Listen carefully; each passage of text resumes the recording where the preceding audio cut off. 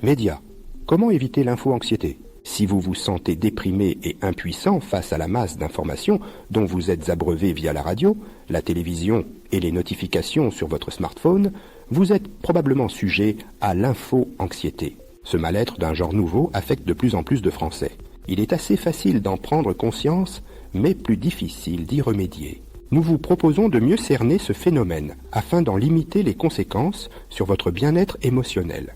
L'info-anxiété, un mal-être des sociétés modernes. Dans nos sociétés hyper connectées, nous devons faire face à une masse de plus en plus importante d'informations locales, nationales ou internationales sur Internet ou via des canaux d'information plus traditionnels comme la télévision et la radio. Pourtant, loin de ressentir de la satisfaction à être mieux informés, de plus en plus de Français sont en proie à un mal-être connu sous le nom d'info-anxiété. Selon une étude publiée en septembre 2022 par la Fondation Jean Jaurès, 53% des personnes interrogées déclarent souffrir de fatigue informationnelle. L'actualité déprimante, qui tourne en boucle sur les chaînes d'information en continu, peut provoquer chez le téléspectateur des symptômes tels que la lassitude, l'anxiété, la dépression, voire la recherche de stratégies d'évitement ou de compensation, la détox médiatique contre la surcharge émotionnelle. Alors que les médias se livrent une rude concurrence et font une course à l'audience, à grand renfort de scoops et de nouvelles sensationnelles, il existe un risque non négligeable de devenir accro aux actualités, mais aussi de banaliser ces informations et de sombrer dans l'indifférence ou le déni. En 2011, seuls 17% des Français avaient un smartphone contre 87% aujourd'hui. En seulement quelques années, cet équipement a bouleversé nos habitudes et notre manière de nous informer, puisque le smartphone permet de suivre l'actualité quasiment en temps réel et de recevoir des notifications sur les catastrophes climatiques, les guerres et les faits divers les plus sordides. Sans surprise, cette intrusion de tous les malheurs du monde dans notre quotidien suffit à compromettre l'équilibre émotionnel de n'importe qui. Elle provoque une surcharge d'émotions négatives comme la tristesse, la colère et un sentiment d'impuissance, voire d'indifférence face aux drames à répétition. C'est pourquoi certains accros à Google Actualité choisissent d'arrêter et de se désintoxiquer des informations.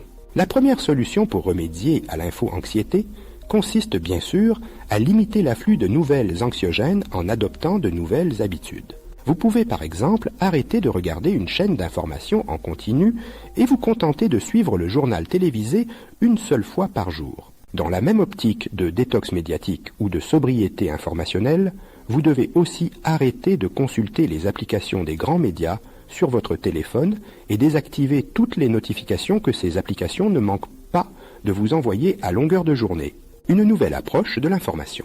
L'une des stratégies les plus couramment adoptées par le public pour éviter l'info-anxiété consiste donc à se protéger de l'avalanche quotidienne de mauvaises nouvelles. Cette stratégie d'évitement, si efficace soit-elle pour les internautes et téléspectateurs saturés d'informations, interpelle les grands médias et les incite à revoir leur stratégie éditoriale. Lors de l'édition 2023 du Festival international du journalisme de Couture-sur-Garonne, une conférence a été organisée sur le thème « Informer sans déprimer, est-ce possible ?» Ce type de débat témoigne que les médias prennent peu à peu conscience de l'effet contre-productif du commerce de la peur. Même si les journalistes ne doivent pas s'interdire d'aborder des sujets tels que le changement climatique ou les violences urbaines simplement parce que ces informations sont génératrices d'angoisse, ils s'efforcent désormais de hiérarchiser les nouvelles et acceptent de ne pas tout montrer. Certains médias choisissent de ralentir le rythme de l'information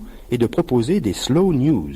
Allant à contre-courant de l'urgence du direct, ils préfèrent traiter des sujets sur le temps long pour éclairer les causes profondes des problèmes de société et ne pas se contenter de décrire leurs conséquences. Parallèlement, les grands médias nationaux sont de plus en plus nombreux à accorder une place à l'information positive et à des images plus légères en fin de journal. Du côté des actualités en ligne, les newsletters d'information positive comme le Feel Good du journal Le Monde se veulent, elles aussi, des antidotes à l'info-anxiété.